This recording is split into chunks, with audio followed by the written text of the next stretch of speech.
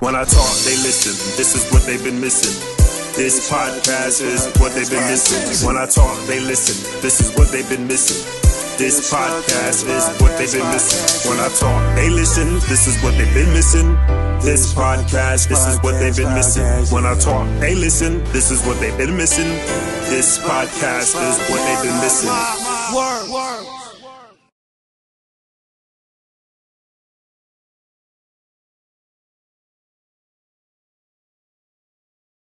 Welcome to Mark My Words. Today's topic is about Black love, something that I root for. There's a trendy statement going around that says spinning the block. This couple we have today did just that. In terms, it's just meaning when you rekindle a flame that was probably put out or could have still been lit. We'll find out today. I am glad with my two guests here today, Mr. Calvin Morrison and his lovely now fiance, Mrs. Sarah Dunbar. Welcome to Mark My Words. Thank you. Thank you. Thank you for being here. Thank you for having us. Your story is a great story, so I just want to start there. But first, I wanted you guys to tell us about yourselves individually. And of course, we'll start with ladies first. So just tell us where you're from and what you do. Okay, as you explained, my name is Sarah Dunbar. I'm 48 years old. I'm not ashamed to say that. All right. I am a mother of one daughter who's the age of 27 years old. I have a grandchild also. My profession, I do early childhood education. I also do real estate. I'm a God-fearing, God-loving woman. Yeah, that's me. So you're a boss. I'm absolutely a boss. I know that's right. Absolutely. And yourself, Mr. Morrison? Hi, my name is Calvin Morrison. My profession is a cook. I'm also a God-fearing man. All right. So tell us, I usually would ask the female this first, but I just kind of want to know, do you remember the day y'all met? I remember very, very well. It was, let me see, August 2000. Okay. And we were at the Edgerton Park at a reception at that time, and I seen Sarah, and I seen this smile, and I seen this haircut like Anita Baker, and I was like, man, at the time I knew her sister, I didn't know her, and when I seen her sister, I said, Nikki, that's my wife. And it was her beauty. Weeks later, I found out it was her booty too. Okay. All right. I'm only being real. As you should. You know what I'm saying? She was just beautiful. But it was something about her. I was automatically attracted to her. And like I said, it was the haircut and the smile that captivated me. What was she doing that you said you just zoomed in and just was captivated? Was she just being herself, or at the time was she serving, assisting? What was she doing at this reception? At the time, she was posing for pictures. Okay. She was posing for pictures. All right. And like I said, a man by nature is attracted to the physical form, but I didn't see that. I seen that haircut and that smile in the way she was posing for that picture, and like I said, I told her sister, I said, that's my wife. So you recall that day, Sarah? Absolutely, I do recall that day. Okay. Yes. So pretty much what he's saying is accurate? Yes. So do you recall that moment that he's speaking of? I don't recall the moment, but I do recall my sister coming to me later on that day, and she came to me saying, there's a young man that had an interest in you, and I want you to talk to him. He fly. She pretty much described him as being fly. And I'm like, I was trying to find out exactly who she was talking about. I wasn't aware of who she was talking about at the time, but I later found out because she did connect us through exchange of numbers. Okay, so you did, when she was saying he's fly, she was saying there in the building at that time. Basically, she was telling me him as an individual, being a fly individual. That's the lingo that my sister used. Basically, I want you to talk to him. He chocolate, he handsome, and he's fly. So I do remember those words. Yes. Did she tell the truth? Absolutely. Okay. Absolutely. Okay, so that day, so when did y'all connect? Did y'all exchange numbers before you left the reception, or was it later? Well, we didn't exchange numbers. He actually related the message to my sister to give me his phone number. So my sister, of course, she came to me to see if I had interest, and I kind of pushed it off at first. And eventually, you know, I was like, you can give him my phone number. Okay. And so she did give him my phone number, and he reached out to me. About how long ago after that did he reach out? Within that same week. Okay. It was within that same week. So were you purposely waiting, or you just was I don't even know if it was a whole week. Babe, it was. I don't think it was the whole week. I think it was like 2 days. Okay. But I couldn't wait, you know. Okay. I was nervous though. At the time, when I seen her, I kind of like devalued who I was. Let me get into terms with that. I put her up here like this, you know, and I was like, man, she is so beautiful. Am I worthy? You know, and so that was a fear for me. But I picked up that phone call, and it's probably the best thing I did. I love your transparency, because most men won't sit and say they thought for a moment that, am I worthy enough for her? But I also love how you just was like overcame that. It was like, look, I'm gonna shoot my shot. Yes. So you shot your shot. Yes. So the day you called, when you heard him on the other end, what was your thought? Well, from what I can remember, it was short conversation. We pretty much introduced ourselves, and at that time, we tried to make provisions to see one another. Basically, setting up a date to meet up and see one another within that short time span of that week, and that did happen. It did happen where we were able to meet up and, you know, see each other formally and introduce ourselves to one another personally. So how do you feel hearing him say at that moment he thought that he wasn't worthy? Is this your first time hearing that? It's not my first time hearing that. And my thing is, as a woman, I feel that as women, it's our job to build our men up, especially our Black men, and let them know that they are kings. And that's one of the things I especially do now, letting him know that he is a king. And you are worthy, you know, and you should never look at that individual as far as what they have, they portray. Just value yourself and know that you are a king. Respect. Yeah. So that first date, who recalls where y'all went? I recall where we went. At the apartment. That was the first date? No. It wasn't the first date, no. The official date? Our official date was Clarissa Street. Yes. It was Clarissa Street. Yes. Yes. Yeah, we went to a Clarissa Street festival. Yes. Okay. Yeah, that was our first day, and we stood around the choir, the church. They was doing a lot of singing. Like a gospel. It was a platform where it was gospel section. Yes. Okay. And that was your choice to be at the gospel section? It was our choice, because that's my background. Okay. I have a strong background as far as church, and of course, he had interest also. Okay. Mm-hmm. So you come from a church background. Would you elaborate on that? Was it since you've been born, or did you find it yourself? Or? So yes, I have been in church all my life. My mom is a clergy. She's a bishop. So yes, I was born into ministry, and it's my life. You know, that's what I know. That's what I was brought up with, the principles, and it's in me. Absolutely. And would you say that, what about you, as far as your faith-based, is equal to hers, at least now, or was it even then? Well, then, no, okay. By no means. I mean, I've attended church. I was going to church. But at this time, I was attending various churches, but it was either hit or miss, you know? And so, but being with her then at that time, you know, I think more or less I was going just to go, or just going just to see her, you know, not really having a real understanding about church. Okay, like you do now. Like I do now, yes. Okay, that's a good thing. So you always believed in God, clearly. Always. Okay, which is which is one of the things I'm sure that made you just say, okay, because listen to you being raised in church with a mother bishop. What do you think of the term equally yoked when you hear that? Equally yoked is being spiritually on the same terms, being mentally on the same terms, and being on the same path, having the same understanding.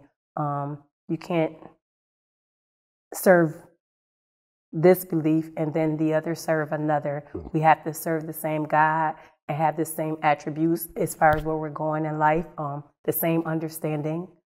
So to me, that's what being equally yoked, just being on the same page spiritually, mentally, and having the same understanding for growth and where we're going.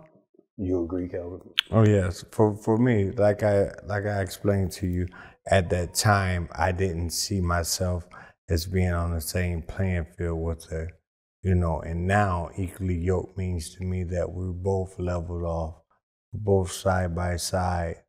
There's no bigger person, equally yoked is also understanding the same beliefs and God, and having that same point of direction and where we want to go. Her thoughts are my thoughts, my thoughts are her thoughts, and that just builds a better relationship. I like that.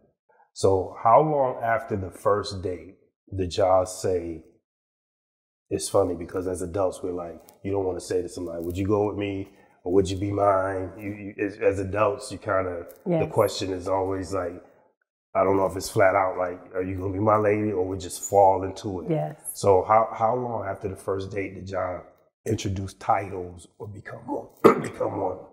Now, when you ask that question, are you talking about this go around or? Yes. I'm talking about the first very one. first. Oh, the very first. I don't remember. You remember? We transitioned into that titleship. There was no, will you be my? Right. We kind of transitioned because at the time he was in a situation, and I'm being very transparent. And thank you.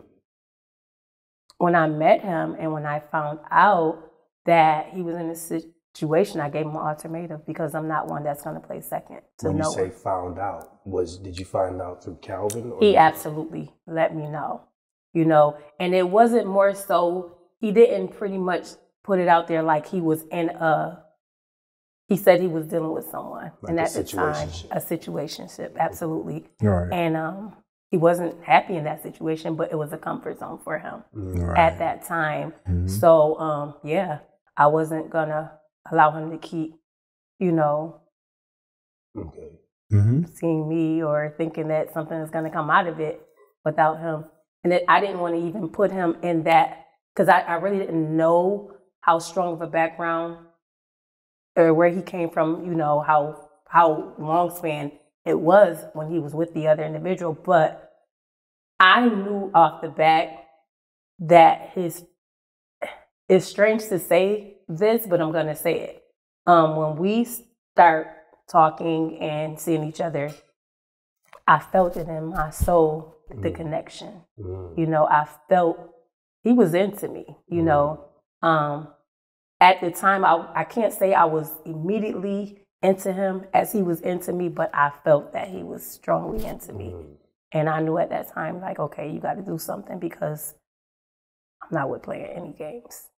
So what made you, because she found out by you being honest, so a salute for a man being honest, but what made you just come forth and just say, I got to be honest with her? Because were you feeling like something within to just say, I don't want to play games with her? Right. Well, part of it was my attraction towards her. My attraction for her was going real deep. Okay. I've stayed by myself, and I think a lot of times men.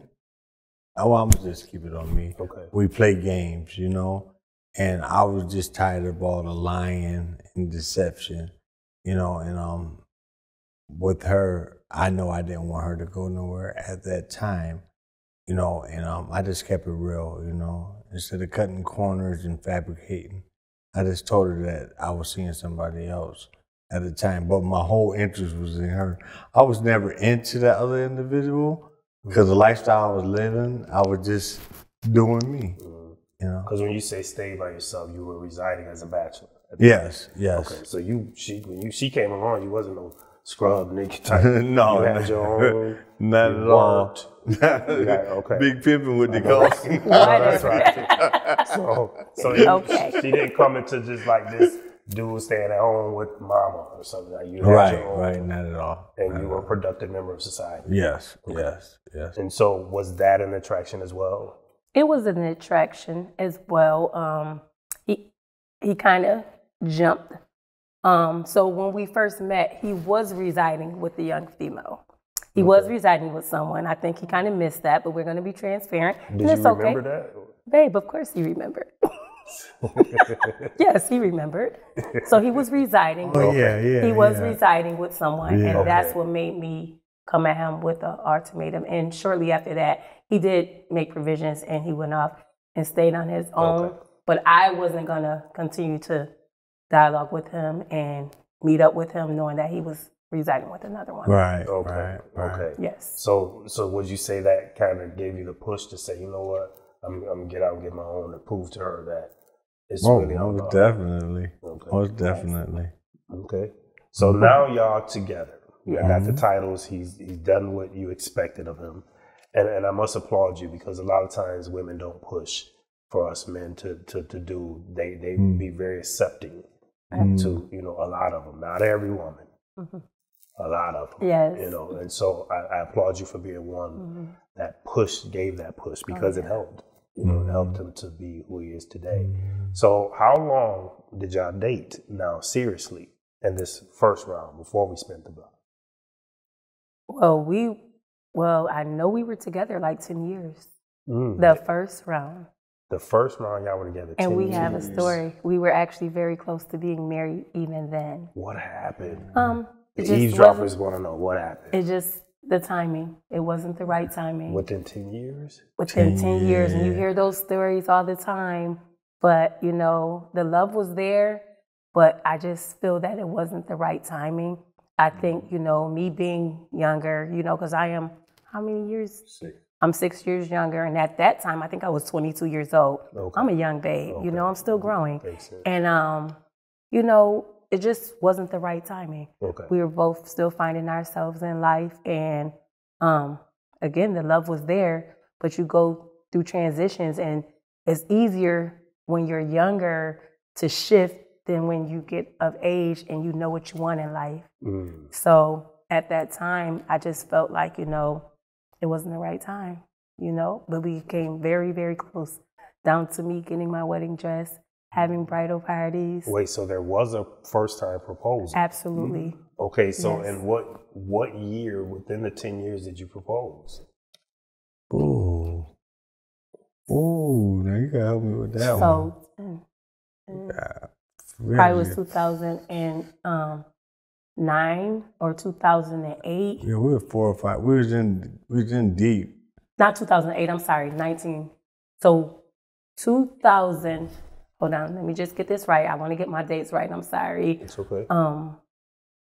We started dating so it was like 2009, somewhere between the year 2008, 2009, give or take, Okay. where he proposed to me. Yes. And you said yes. Absolutely. Now, where was that proposal at? It was actually at church. Church. It was actually at church. Okay. Was it on a Sunday service church? It was Bible on study? Easter. It was an Easter. Easter Sunday. Yes. Oh, And it was all planned out. big. Oh, it Easter was Sunday. definitely big. Yeah, I had the family come in. Both? Or your Yeah. family and then? My family, Okay. my side of the family. Okay. And she was up there singing in the choir. She sings. Okay. And at that moment,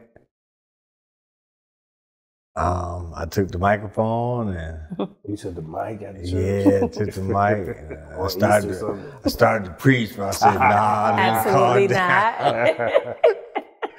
not. But at that time, that's when I got on one knee and In front of the church. in front of the Yes. church. Packed house. Packed Yes. house. Yes. Packed house. Yeah. And everyone knew. I didn't know. Okay. But it was definitely planned out very well. So you did it traditionally. Yes, I went through the mother. I went through I the was whole gonna say thing. with her mom being a bishop, Oh you yeah, asked her to yeah, oh bless him. yeah, oh yeah. I went about it the right way, you know. And at the time, I was working hard to get this ring, you know. I was working overtime, and oh man, by the end of it, I asked her mom for a couple $100 because I'm like, I wanted to do it on this day, you know. I paid mom back. Okay, but mom was willing. Yeah, mom was willing, so you know. You definitely but I, you know, on this day, I wanted to do it on Easter Sunday. Okay, you know, and I was falling short in the fun department. I was doing it myself. Okay, you know, and wow, ended up getting that and proposing. Then let me add this in. Okay, so I proposed. You know, but along with the proposal, one thing I advise for all couples or any couple deciding to get married was marriage counseling. And when I look back at it, that's where I believe that the decision or things, when I look back at it, marriage counseling kind of like, not in a bad way, but had us make some decisions that were fundamentally right. You know, because in marriage counseling, there was no chaser in that. You know, we had direct questions and we weren't holding back, and we were disclosing this and this.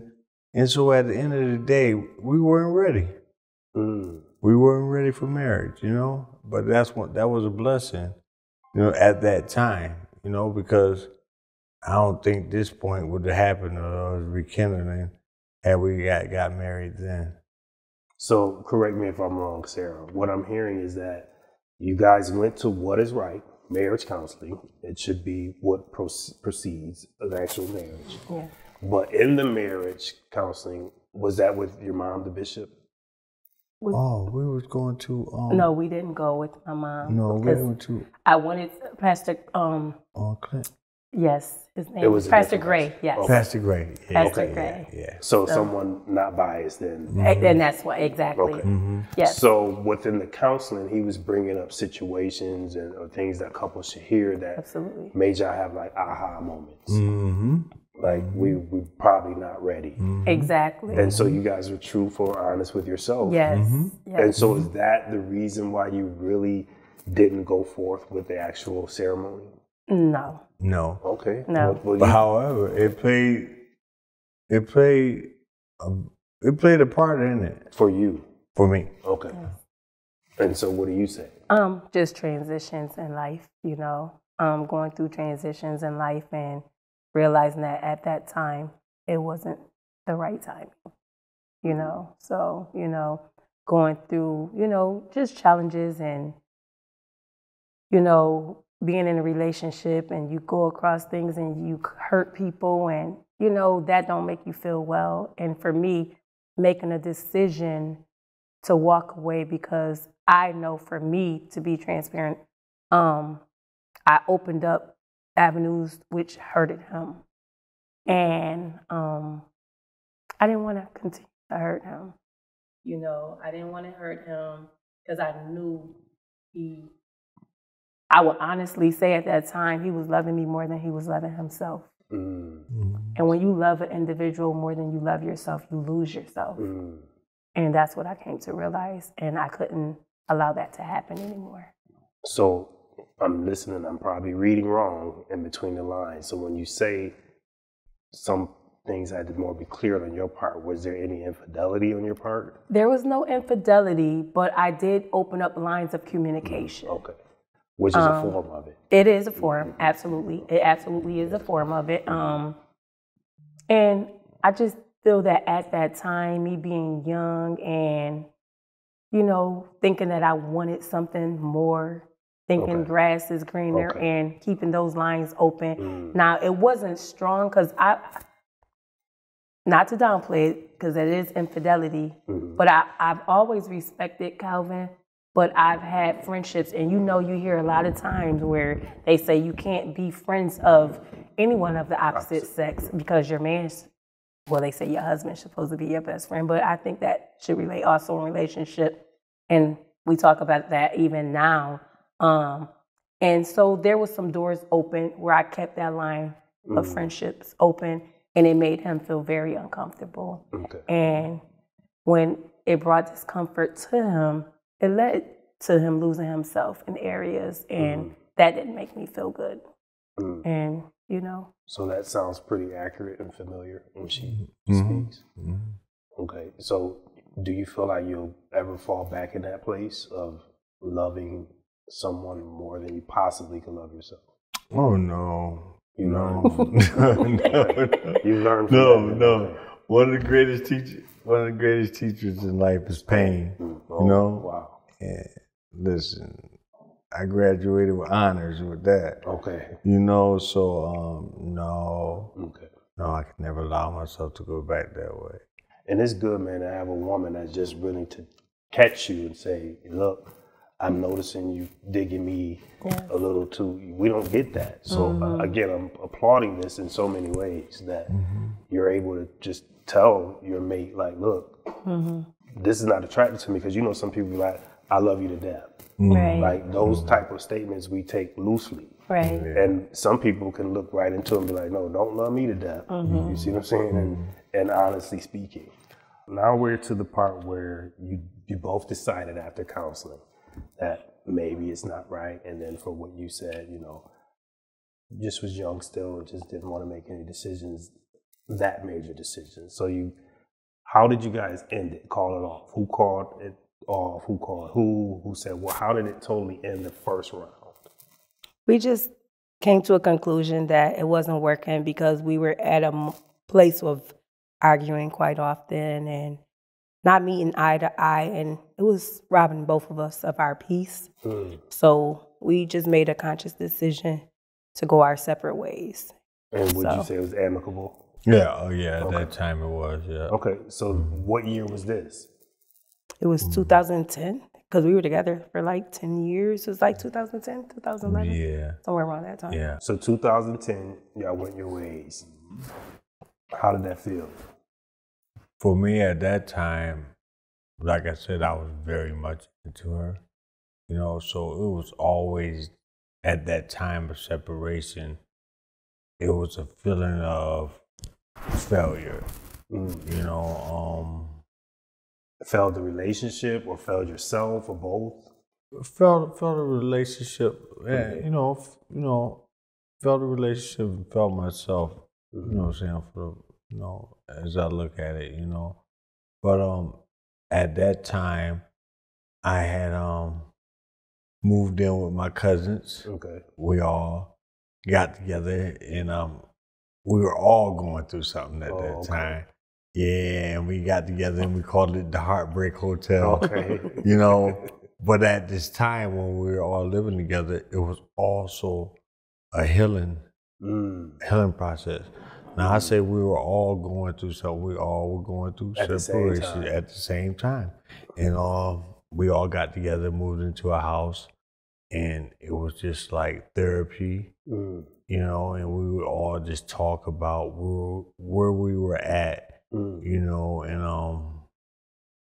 and there was no looking at one as a fool or judging it, you know, but that was where a lot of healing took place for me at the Heartbreak Hotel. At the Heartbreak Hotel. Right.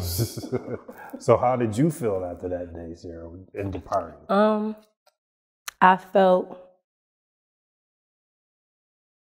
a little emptiness because I had regrets, honestly. Even with making that decision,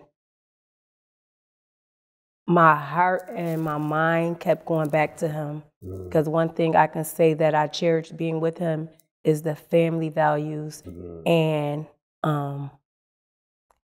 just his upbringing coming up with great family values. I was missing that, and it was times where I would still reach out to him because I knew that love was there, and I wanted to ask him to work things out, but my pride got in the way. So I just allowed things to just gradually die out. But it wasn't a comfortable feeling because I was used to him. We were together for many years. Okay. So I became and he raised my daughter. Like when I got with him, my daughter, she was very young, and he was a great father in her life, and definitely missed that. So the two of you were missing something at that Absolutely. point. Okay. So is this your first time knowing that pride was a hindrance of her reaching out on that first breakup, or you heard this before? No, she told me about it. And how did you feel with that when you heard that? Because I'm pretty sure when you was at Heartbreak Hotel, you thinking like, man, if she just called me, we can just settle this and get it back. So hearing her say later, you know, I wanted to call you, but pride interrupted that. Hearing that, I was like, well, why didn't you? Right. You know what I'm saying? Why didn't you? Right. You know? And but I didn't want to be stagnated neither. I'm like, you know, at the Heartbreak Hotel, we talked about moving on, you know what I'm saying? And not losing ourselves, you know? And we were building each other up, you know? But I've always, even though we were there doing therapy with each other, I was thinking about Sarah, you know? But I knew I had to move on. So moving on, speaking of moving on, this is our segue onto the next life. Yes. So both of you actually moved on. Yes. Right. And when I say moved on to other relationships. Absolutely. 2010, you broke up. At what year did you meet? Because both of you end up being married after that. Now, Yes. this is where the eavesdroppers is probably like, wait, and zooming in. Because they're like, wait, 10 years they were together. They proposed, set up a, you know, went and got wedding dress fitted. Absolutely. And so you were going to get married and planned to, but it didn't happen. But then you both depart. And how soon later did you get married after the departing? It would have been like probably 14 years after we departed. 2010 is when you... It's about 14 years, because we actually were separated. Actually, it was more than that. I got married 2018. Okay, so 8 years after the departure, Yes. you got married. Yes. Okay. Yes. And how many years after 2010 did you get married? 2013. Okay, so 3 years after. Okay, so 3 years after you got married and 8 years after you got married. So starting with you first, when you got married 3 years after this departing of Sarah, how was that with your new wife? It was me moving on. You know, it was a fresh start for me. You know, at the time I was feeling like I'm deserving. You know, I felt and I feel that I'm husband material. You know, with some polishing up in some areas, you know. But at that time, that's how I felt. I felt as though I was deserving. Okay, so you felt you were ready 3 years later to become a mister in someone's life. Yes. Okay, and so you got married. Okay, so how long did that marriage last? The marriage lasted 9 years. Okay, so tell us about that marriage. What was that marriage like, or about for you being first time married? For me, it was cut. Okay. It was a new experience. It was more or less like there was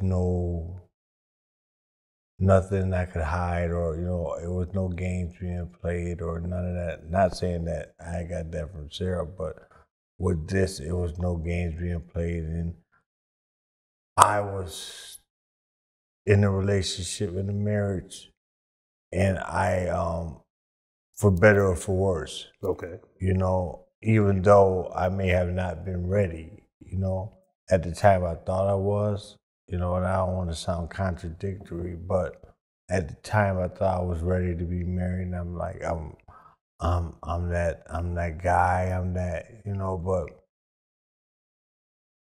you have a wedding, and then there's marriage. And at the time, I think I was more hyped up about the wedding, you know what I'm saying, aspect of it. And then the marriage comes along, and that's where a lot of shortcomings came in at. And again, I'm applauding you again for even admitting that there's a difference between a ceremony and a marriage, and knowing that you went into it more hype about the actual ceremony. Do you think that played out into the marriage, knowing that you, from day one, was more hype about the actual ceremony? Yes.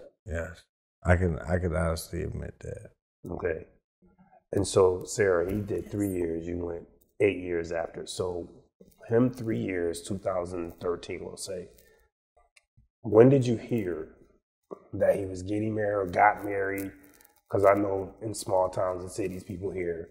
I definitely heard, I think, within the month that he was getting married, because members of my church attended, well, they were invited, and, you know, Facebook, I think I seen something on Facebook, and it was after he got married. It wasn't like before, it was actually after when I found out. And it was like my heart dropped, you know, because at that time, I'm like, that was supposed to have been me. Knowing how far we have gotten, and I knew where the love stood, and I just felt like this was supposed to have been me. But, you know, I released it, you know, because I know that everybody deserves happiness and everyone deserves love, and I'm not a selfish person. And my desires was for him to be happy, always, you know, so.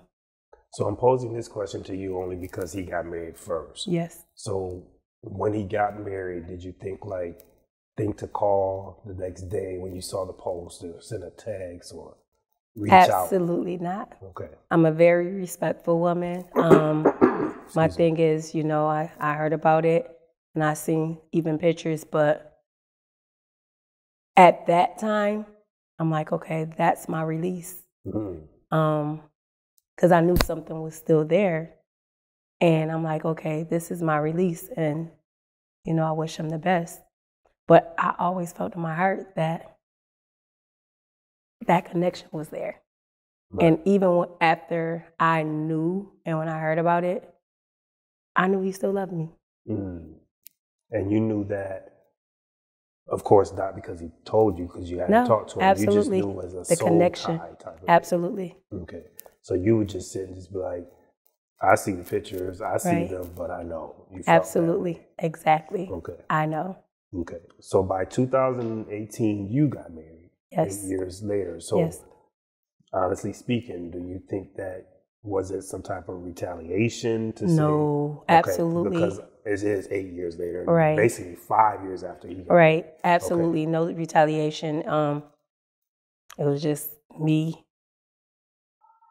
taking a leap, thinking that that was the right thing for me at the time. And I knew, as far as my marriage goal, I battled going into my marriage, but I still went into it with the hope and the confidence that things would turn around.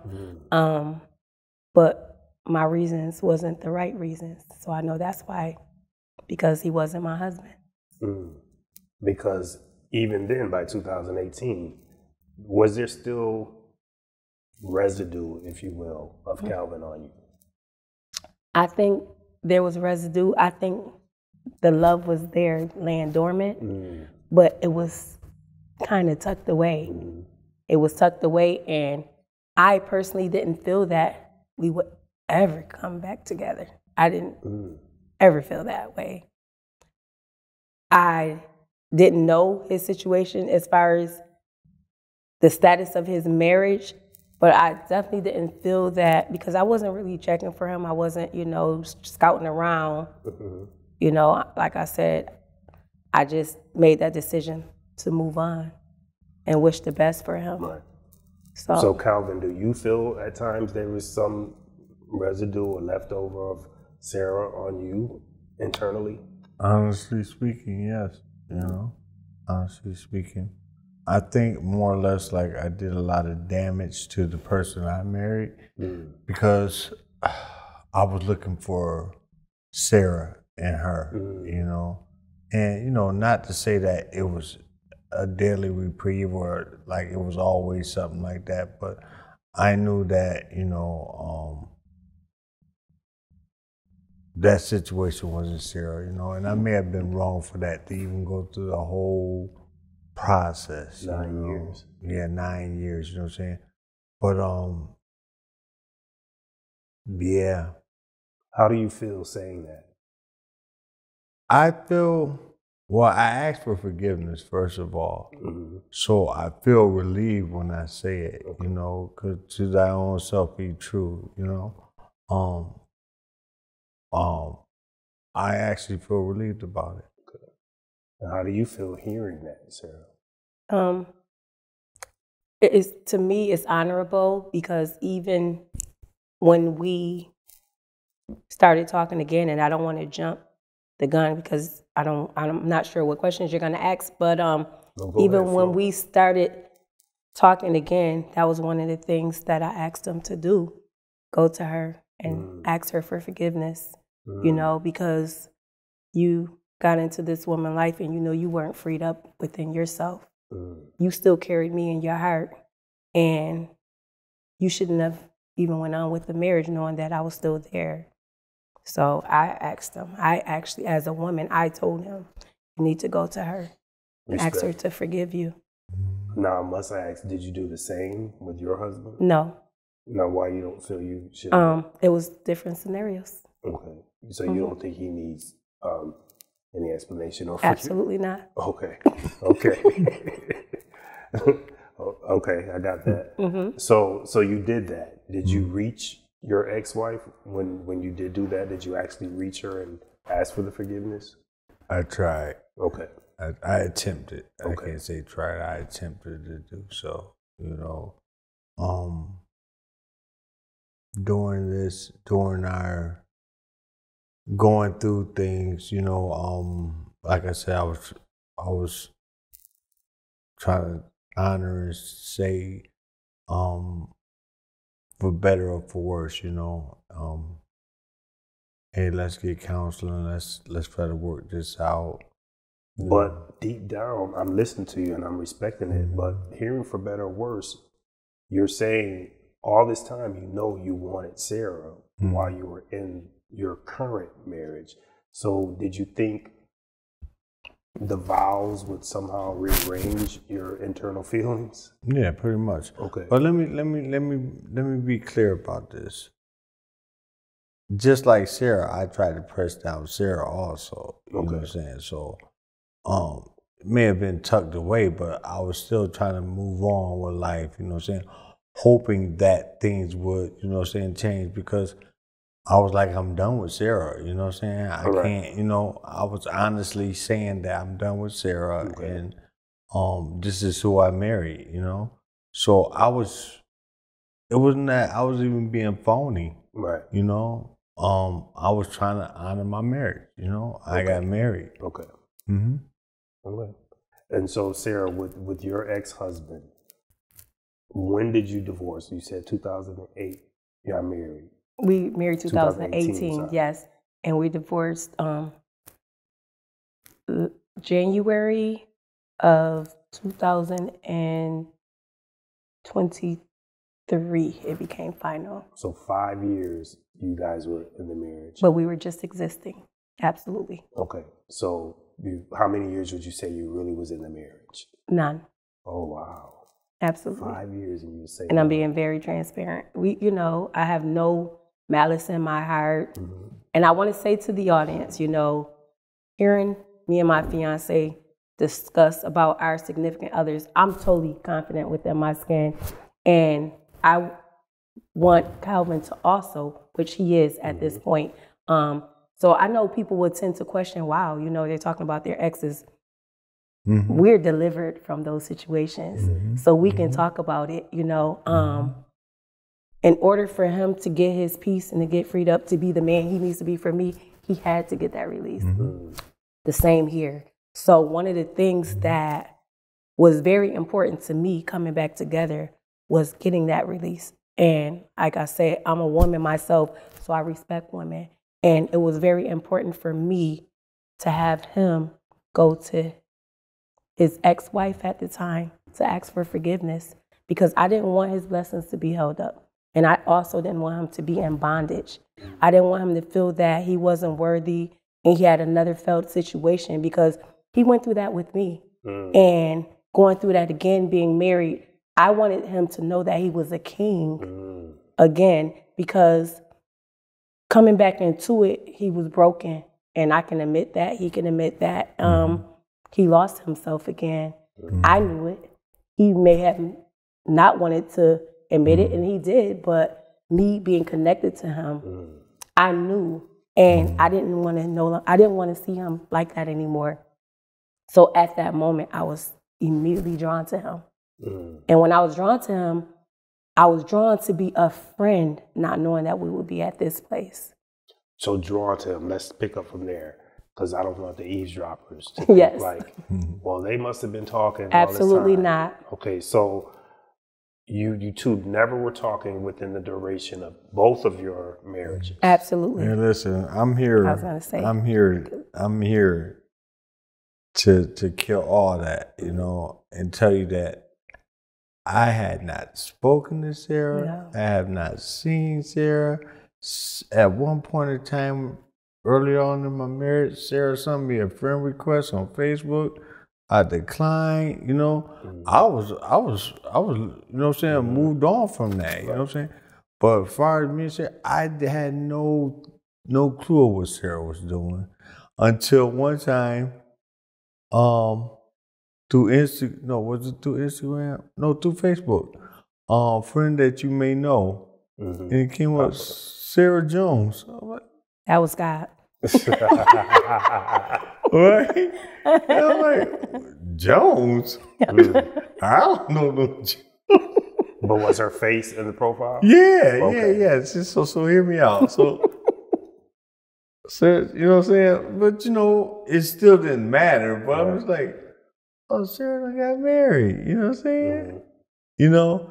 And let me say something about this. Even though I was in the marriage, you know what I'm saying?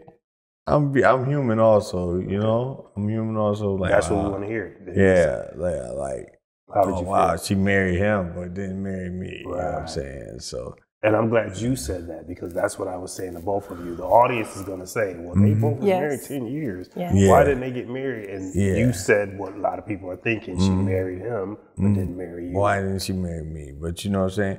But, and also now, I had them, my confidence them build up. I was, you know what I'm saying? I'm talking about at this point, I was, hey man, you know, best luck to her. You know, best luck to her, you know? You didn't mean that. I'm just playing. But listen, I said best luck to her, you know what I'm saying?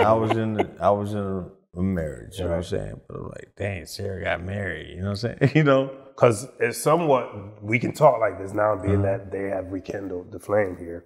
At some point, you do still think like, especially when you say soul ties, you think like, because you were shocked when he got married, like you said, because you think that your soul tie is waiting on you to get it right. Oh, yeah. Let's just keep it real. We're waiting. So when you saw, even with you being married, but you still was loving, I would say, versus in love. Can both of you say that even in your marriages, y'all were loving one another, but wasn't in love with another, but married to someone else, but loving one another? Yeah, that's complex. He was like always that. in love with me, and I was even in his marriage. Absolutely. So you would say he was in love with you in his marriage? Absolutely. And what would you say towards him? I feel I was in love, but didn't know that I was in love. Okay, you didn't know at the time you was in love with him. Yes. So both of you basically, let me breathe on this.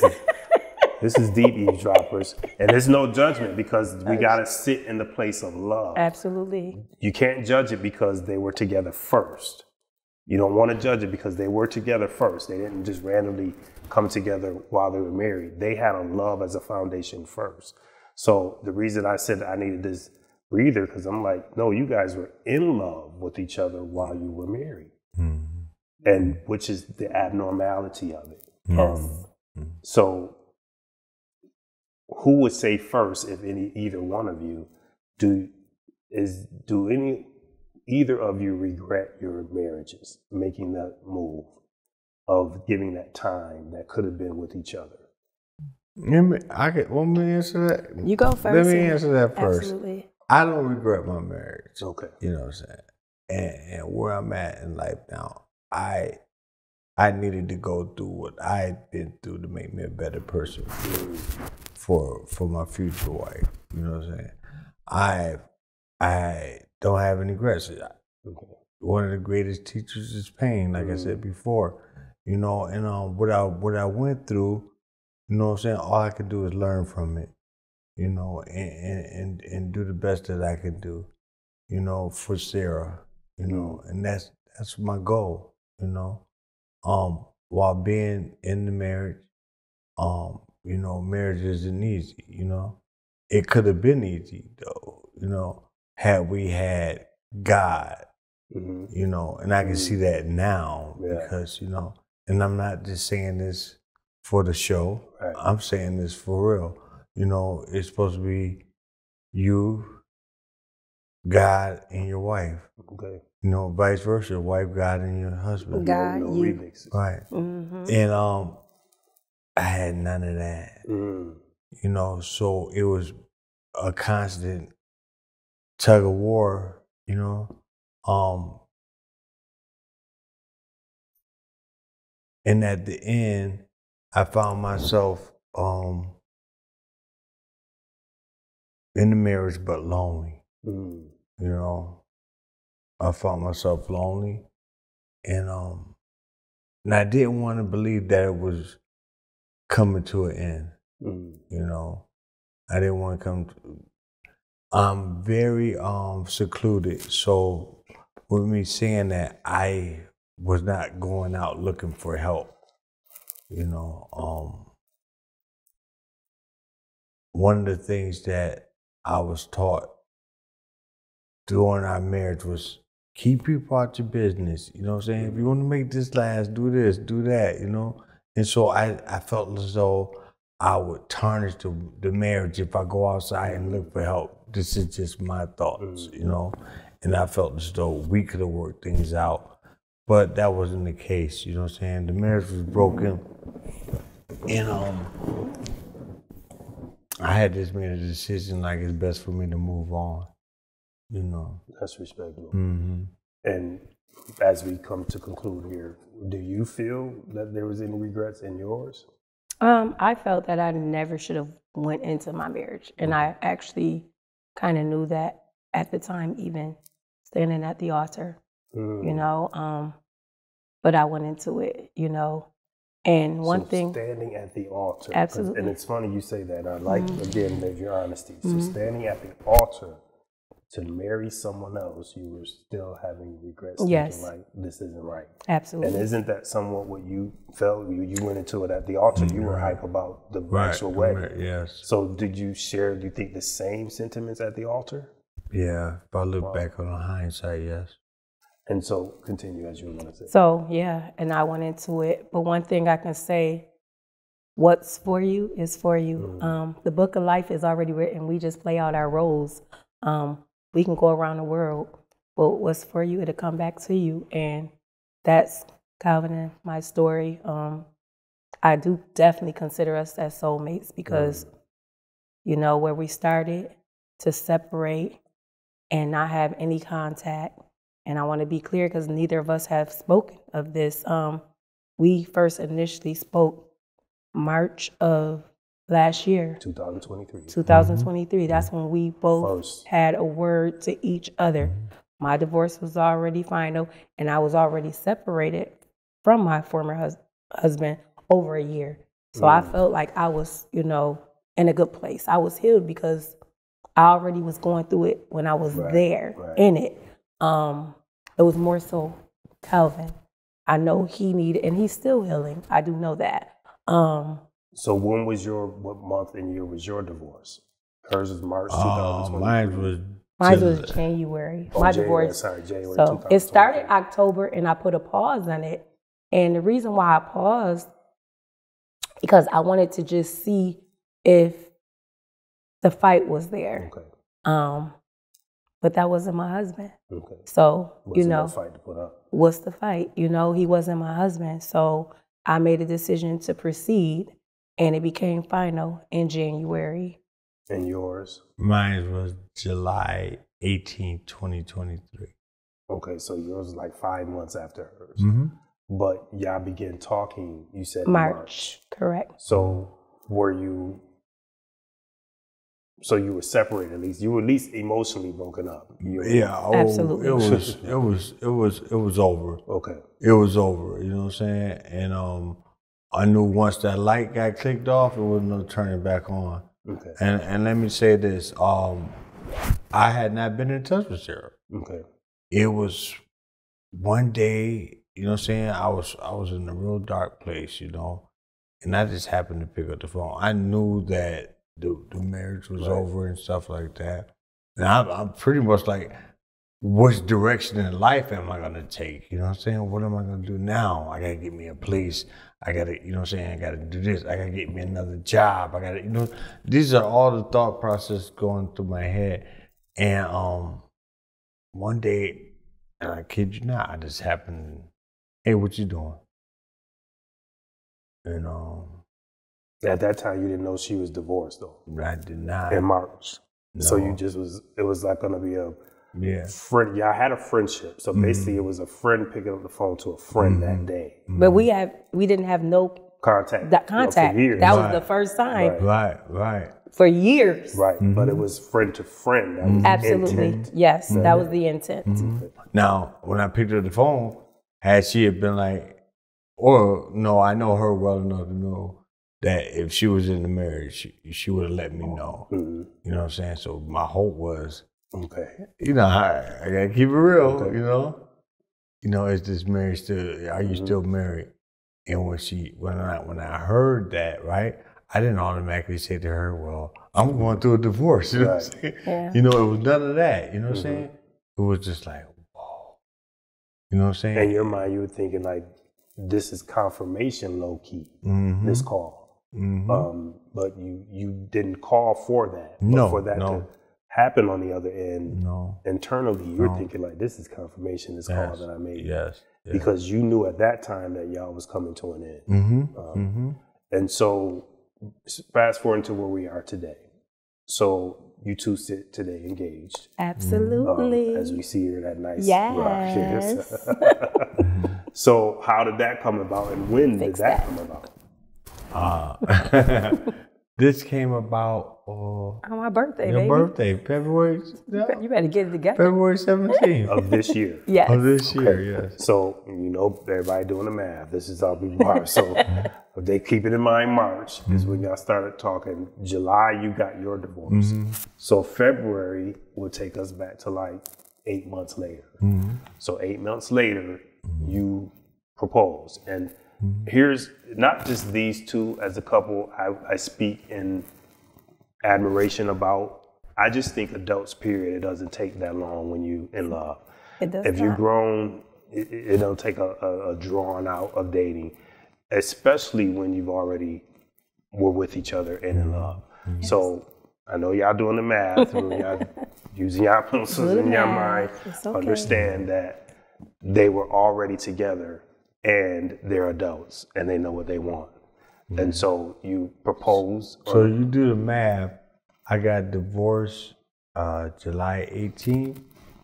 If you do the math, my calculations, I'm like, I was behind because I should have proposed July 19th.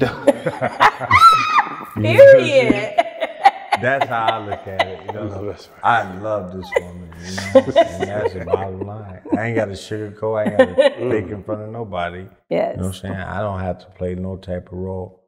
You know what I'm saying? And we were brought back together as soulmates. You know what I'm saying? No matter how far or where, how long. You know what I'm saying? We've always seen since I've known her. You know what I'm saying? Now, mind you, I was at the Heartbreak Hotel. Right. I had my own place. I had a loft. You know, I had all the provision to be a bachelor for the rest of my life, but I always ended up back with Sarah. You know what I'm saying? So that's my soulmate, you know. We gotta my team, production, we gotta zoom in on this ring here. We gotta zoom in as we conclude here. But So you proposed on her birthday this year. You clearly said yes. Yes, absolutely. Again. But this time so this time you mean it. Oh, absolutely, yes. And then this time you bought the ring totally. Yeah, Was no mother involved in that one. Ain't no turning back. She's so nice I had to do it twice. And I love the way you've grown. You've grown clearly, even financially. That you didn't have to reach out to anyone to assist. So kudos to your growth. Yeah, thank kudos to yours as well. Thank you. Love looks really good on both of y'all. I'm serious. It really looks good. We need to promote more Black love. Unfortunately, it's failing. But spinning the block, it's okay. It's working. It's working for many people because unfortunately we're in a time with inflation and politics and things going on in the world that we need to embrace something that we know that we're familiar with. And a lot of times we have to look back at some of our exes, not all of them, but some of our exes is what we're used to.